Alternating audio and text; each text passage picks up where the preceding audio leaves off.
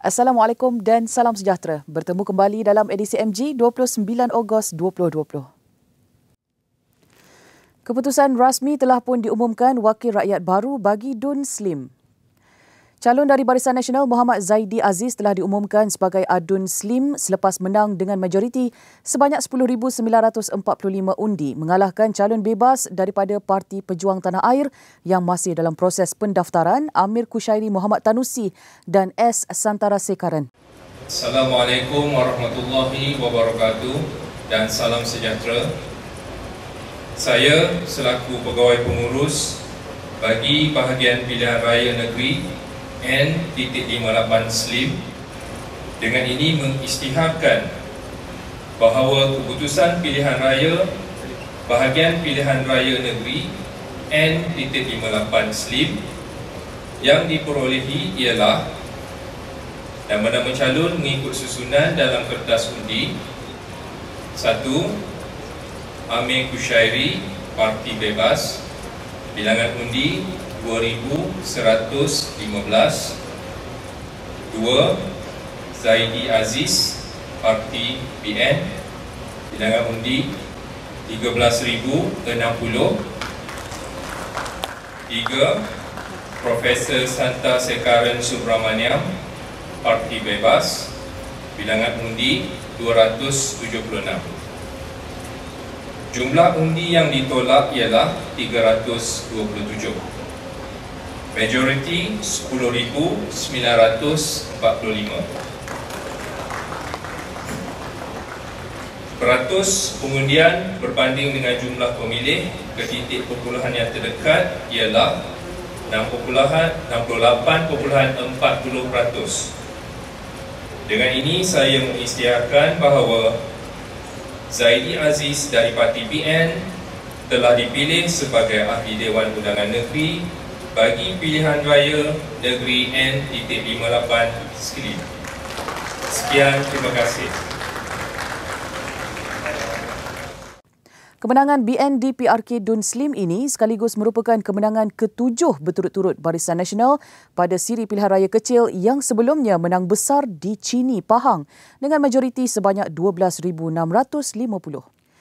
Calon BN Muhammad Zaidi Aziz mendapat 13,060 undi berbanding dua calon bebas Amir Kushairi 2,115 undi dan S. Santara Sekaran hanya 276 undi.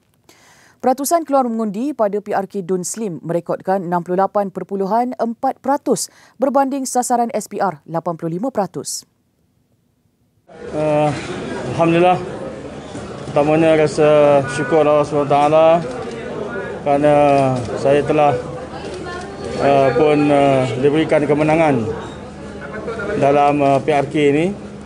Syukur saya kepada Allah SWT dan juga saya ingin mengucapkan terima kasih banyak-banyak yang pertama kepada ayah saya, Tuan Haji Aziz Nordin yang telah merestui dan mendoakan saya untuk sehingga saya berada ke tahap ini. Kepada isteri saya Juliana dan anak-anak, adik-beradik dan keluarga yang lain kerana membantu, menyokong, mendoakan saya sampai alhamdulillah saya menang pada malam ini. Dan tak lupa saya kepada pucuk pimpinan parti, kepada Yang Berhormat Datuk Seri Zahid Hamidi, penasihat BN Yang Berhormat Datuk Seri Najib Tun Razak, Pengerusi Perhubungan UMNO Negeri, Pengerusi BN Negeri Yang Berhormat Datuk Syarani Muhammad dan seluruh staf kepimpinan BN, parti komponen, Friends of BN, pimpinan daripada PAS, pusat, negeri dan cawangan daerah, seluruh pimpinan bersatu daripada pusat, negeri dan juga bahagian Tanjung Malim kerana telah memberikan satu komitmen dan juga kerjasama yang padu dalam menggerakkan kerja-kerja kempen pilihan raya ini sehingga akhirnya Barisan Nasional menang dan kekal menang dan menang majoriti yang besar pada PRK kali ini. Laporan COVID-19. Kementerian Kesihatan Malaysia KKM merekodkan sebanyak 11 kes baru positif COVID-19 sehingga jam 12 tengah hari ini. Menurut Ketua Pengarah Kesihatan Tan Sri Dr. Nur Hisham Abdullah, daripada jumlah itu, sebanyak 10 adalah kes import telah mendapat jangkitan di luar negara melibatkan 6 warga negara Malaysia. Dengan rekod itu menjadikan jumlah kes positif COVID-19 di Malaysia adalah sebanyak 9,317 kes. Bagi status keseluruhan terkini COVID-19 di Malaysia, terdapat 8 kes dilaporkan sembuh dan discharge pada hari ini. Ini menjadikan jumlah keseluruhan kes sembuh dan discharge di Malaysia adalah sebanyak 9,038 kes dengan kadar kesembuhan 97.01%.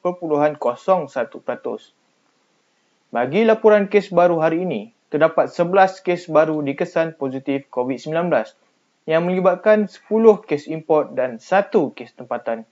Ini menjadikan jumlah kes positif COVID-19 di Malaysia adalah sebanyak 9,317 kes.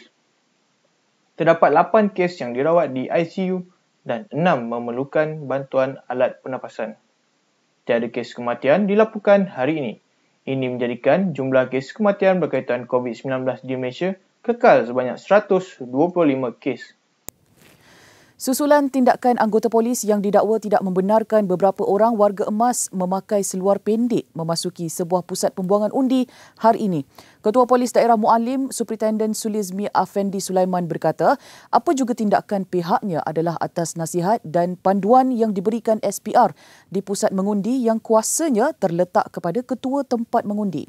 Beliau menegaskan semasa sidang media bahawa peranan polis adalah hanya membantu petugas SPR yang berada di semua pusat pengundi. Bagaimanapun ketika ditanya sama ada SPR mengarahkan polis untuk menghalang pengundi berseluar pendek daripada masuk ke pusat undi, beliau merasakan ia berlaku akibat salah faham. Sebagaimana yang saya sebutkan tadi, kita pihak polis membantu mengawal keselamatan di pusat mengundi. Termasuklah kawalan 50 meter di pagar pintu masuk pusat mengundi. Tetapi ingin saya tegaskan di sini, peranan pihak polis adalah hanya untuk membantu petugas-petugas SPR yang berada di semua pusat mengundi. Apa juga tindakan pihak polis adalah atas nasihat, atas panduan yang diberikan oleh pihak Suruhanjaya Pilihan Raya. Di pusat mengundi, kuasanya adalah pada ketua tempat mengundi yang dilantik oleh SPR. Alright? Jadi adakah ketua pusat mengundi itu melarang orang berbendek, mengundi berbendek? Saya tak boleh komen lebih lanjut. Mungkin ada salah faham yang berlaku. Okay, tapi saya tetap menegaskan kita membantu di pusat. Perikatan Nasional dan logo gabungan itu sepatutnya dilancarkan hari ini di Sabah oleh Perdana Menteri Tan Sri Muhyiddin Yassin sempena lawatannya ke negeri itu. Namun majlis berkenaan dibatalkan pada saat-saat akhir. Menurut sumber, pembatalan program itu baru diputuskan malam semalam. Namun kesahihan berita itu tidak dapat dipastikan. Difahamkan cadangan awal Perdana Menteri akan melancarkan PN pukul 2 petang tadi. Namun lewat malam semalam ada sedikit perubahan dalam jadual itu. Presiden PAS, Datuk Seri Abdul Hadi Awang menyifatkan Parti Amanah Negara hanya seperti Dewan Perhimpunan Penyokong DAP semata-mata. Beliau berkata parti itu tidak mempunyai matlamat dan hala tuju perjuangan sendiri, melainkan menjadi penyokong tegar kepada parti Komunis itu. Beliau turut menyatakan pengikut PAS masih setia kepada perjuangan parti, manakala Amanah hanya mendapat undi sokongan dari DAP sahaja. Amanah terpaksa mencari talian hayat dengan membuat kenyataan. Kalau dia buat kenyataan, orang kata dia tak ada dah. Mereka dia terpaksa buat kenyataan, apa saja dia buat kenyataan. Kita tak ada masalah, Alhamdulillah. Pengikut kita masih setia. Amanah hanya mendapat undi sokongan DAP saja. Dan hidup pun dengan dukungan DAP. Kalau kita ada Dewan Penyokong PAS, dia Dewan Penyokong DAP. Presiden Parti Pribumi Bersatu Malaysia Tan Sri Muhyiddin Yassin dinasihatkan berhenti berdagang bagi mendapatkan sokongan ahli parlimen sebelum pembentangan bajet Oktober ini. Timbalan Pengerusi Barisan Nasional Johor, Datuk Nur Jazlan Mohammed berkata, sejak kebelakangan ini Perdana Menteri didakwanya sibuk membuat dagangan supaya parti dipimpin beliau dan Perikatan Nasional dapat terus mengekalkan kuasa sehingga tempoh mandat tamat 2 tahun lagi. Tambah Datuk Nur Jazlan lagi, penyelesaian terbaik untuk semua kemelut politik hari ini adalah mengadakan pilihan raya umum ke-15 secepat mungkin dan selepas itu baru boleh menubuhkan kerajaan yang lebih kukuh. Kita ke berita dunia. Wuhan, lokasi yang tercetusnya COVID-19 dan bandar paling teruk dilanda pandemik itu, akan membuka semula semua sekolah dan tadika pada Selasa depan. Sebanyak 2,842 institusi pendidikan merentas bandar ini akan dibuka semula kepada 1.4 juta pelajar. Walau bagaimanapun, pelajar dinasihatkan untuk memakai pelitup muka sepanjang sesi persekolahan dan cuba mengelak menaiki pengangkutan awam. Wuhan telah menguatkuasakan sekatan pergerakan lebih 2 bulan bermula akhir Januari lalu di mana bandar itu menyaksikan lebih 3,869 kes kematian akibat COVID-19 mewakili 80% kes korban di China. Kita ke berita sukan. Pemain sayap Pahang Mohamadu Sumareh tampil memohon maaf menerusi akaun Instagram miliknya dipercayai susulan tindakannya yang tidak menghadiri latihan pasukan itu selama hampir sebulan. Berdasarkan kemaskini di Instagramnya itu, pemain naturalisasi berkenaan yang terkenal dengan nama samaran Keli Boy turut memberi sedikit bayangan mengenai masa depannya selepas dia dikabarkan akan meninggalkan skuad Tok Gajah pada musim depan.